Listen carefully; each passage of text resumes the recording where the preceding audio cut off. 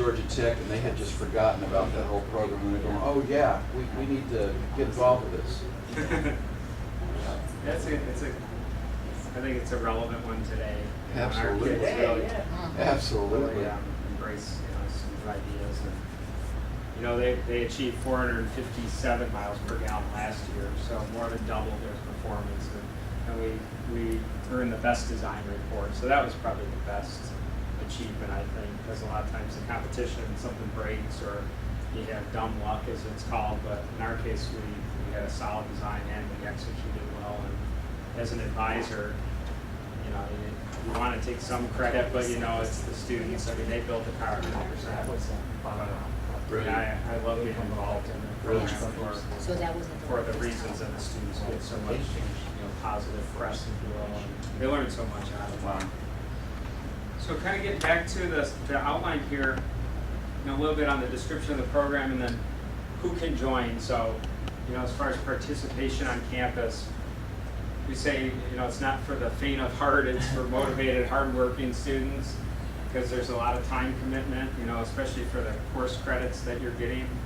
It doesn't necessarily equate to the old rule of thumb, well, every credit is equal to 3 hours of work or so. That may work on average, but these teams really do operate like a business, and that means when deadlines come, they gotta put in the time. But it's any major. That's what's key to our program is, across this whole university, any student can get involved in enterprise. They can seek out one of these teams, and it can be even as early as your first year. So originally we started sophomore through senior year, and the whole idea is, we don't want to overwhelm freshmen with enterprise on top of adjusting to university life and all these other changes that they're experiencing. And in response to a lot of demand and interest, we've opened up kind of there's 2 courses. Yeah, here it is, Tryout and Enterprise.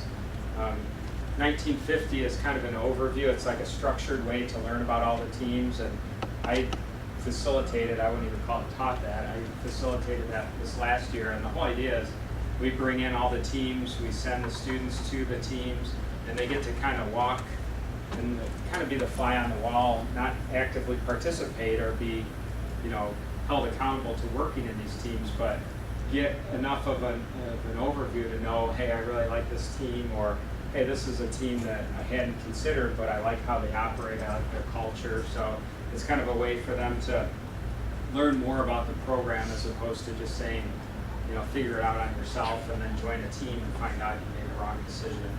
Could that end 1950 fall and end 1960 spring, could that be adapted to high school kind of an overview course? Maybe make it a little simpler so that kids could say, okay, this is what I want to do? Yeah, I would think so. What I would say about 1960 is it's more project work, so it's a little more direct, like you're in the team now and you have assignments as part of the team, whereas the 1950 is kind of that overview. And the reason we developed 1950 was, there's a lot of curriculum issues, and because it's interdisciplinary, what's required of a mechanical engineering major in the program may not be the same, especially if you're talking about opting out of your senior design. So it helps kind of break some of the mystique about, well, what's in this for me if I'm trying to graduate, and how many credits do I have to take? So we try to, provide some overview, as well as say, well, your academic advisor is kind of your point of contact. You got to get to know for those questions. And then, like I said, the 1960 is actually kind of your first formal involvement in a team. And as an advisor, my view on that is, you got to understand they're freshmen.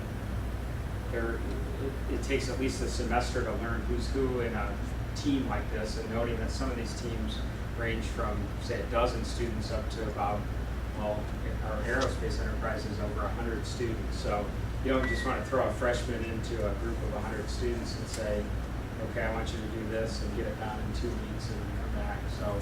So as an advisor, you got to kind of make sure that these freshmen aren't getting overwhelmed. And I've adjusted for that, at least in my super mileage team, by kind of recognizing some of their individual contributions need to be scaled back, and the goals really should be for them to make sure this is a good fit and that they want to come back and build on what they've done the first semester.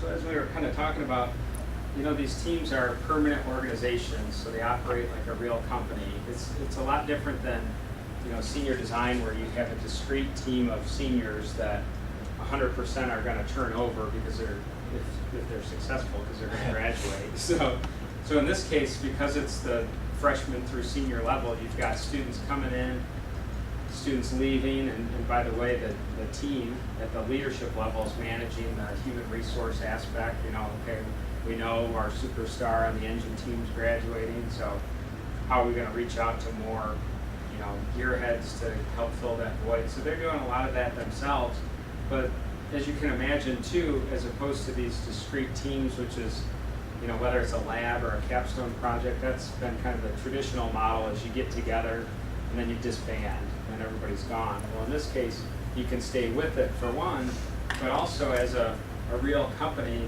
you know, they can actually build expertise in a technology. Like a good example is our wireless communications enterprise. You can imagine a team that's been in place for 9 years. Yeah, there's been turnover every 3 or 4 years of the whole group because of the dynamics of the 4 or 5 year program. But What you know, team- they have all this documentation, and they hand that off, if you will, if they're doing a good job. What team has been in tech for 9 years? Several of them. Wireless communications was one of the ones I mentioned, but Doug's probably been around here since that time, so he could probably tell you more. Yeah. Hey, But there's Doug. probably, I think the first about 10 or so that have been around I since. think there were 9 to start, or 10. Doug, are you shooting for our high school teams having that kind of longevity? Absolutely. So Yeah, they're meant to be. I mean, we have this NSF So grant, 2018, Tech High School's got a high school enterprise and and hopefully Nice. 2 or 3 teams. I mean, Yeah. you know, ideally, okay. you know, you might have a first robotics enterprise team, and you might have a underwater ROV team, and you might have a technical communications team, for instance. And then you'd really be emulating a program Yeah, here. But that's really not my goal for every Right. school. I think every school, it would be nice to have a team, Yeah. eventually to be sustainable in a financial sense. So if there was, say, we grew into, I'll be quick. If we grew into 3 teams and they got really interested in Keith's underwater program, so maybe we start networking with him and Right. Or there'd be a bunch more down in Atlanta working with Georgia Tech, where Georgia Tech would have their own high school enterprise director and an expo, and you know, you'd have a whole satellite schools all over Georgia or other states also. That's really my vision for a national program where many major universities have centers of HSE. does it evolve into a design, maybe just a design period or a design class, or is it always after school? Well, I don't mean to steal your That's right, no. your thing, but if you're trying to build a super mileage vehicle, you can't do that. Okay, everybody come on and sit down. We got 50 minutes. You know, here's this. You know, these students work incredible hours. I mean, they get a credit. Generally, a credit is 45 hours in a semester, 3 hours per week. Right. That's a credit. These students are getting 2 credits, which would be technically 90 hours, but they're spending, ask Raymond, they're spending 200, 250, 300 hours in first robotics. It's unbelievable the amount of time Yeah. they spend. So because it's like, we have to get this done. Right. And it's, so doing it in a class, you can do some of it in a class, and some of the things, some of the components, like, I'll let Rick finish, because he'll go into sort of the Yeah, class some of the- aspect versus the project. We're trying to translate this into high school, but this is really helpful. This is really helpful. I guess from our standpoint, I think our goal is, sustainable program. In other words, we've got to generate enough support to keep it going and to give our students. So sustainable isn't just financial, but that's a key component of it. But also, you know, we're trying to have industry be